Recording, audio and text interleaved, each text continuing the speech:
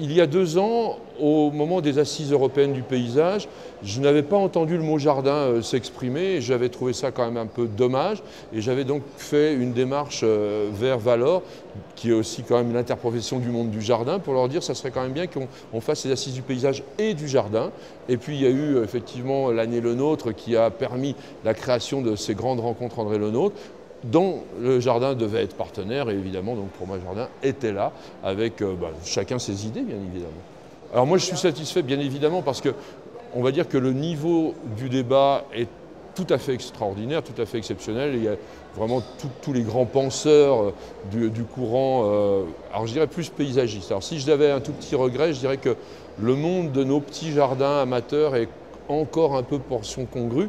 On est quand même plus de 14,5 millions de ces jardins, donc ça correspond quand même à une grosse activité. Le marché que Promo Jardin étudie chaque année, on est autour de 10 milliards d'euros. Donc c'est quand même une activité économique aussi très importante. Et on a parlé de savoir et de savoir-faire aussi dans ces rencontres André Le Nôtre.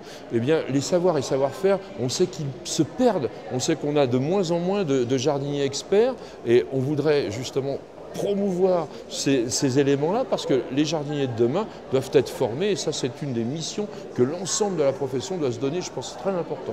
Moi la grande idée force que je retiendrai c'est qu'il y a une communication à faire entre ce que j'appellerais le grand paysage qui est aujourd'hui un petit peu en train de vouloir rayer de la carte toute la rurbanité, donc tout ce qu'on a appelé la périphérie urbaine avec tous nos petits jardins individuels, là où les gens s'expriment, là où les gens s'explosent, où ils sont heureux.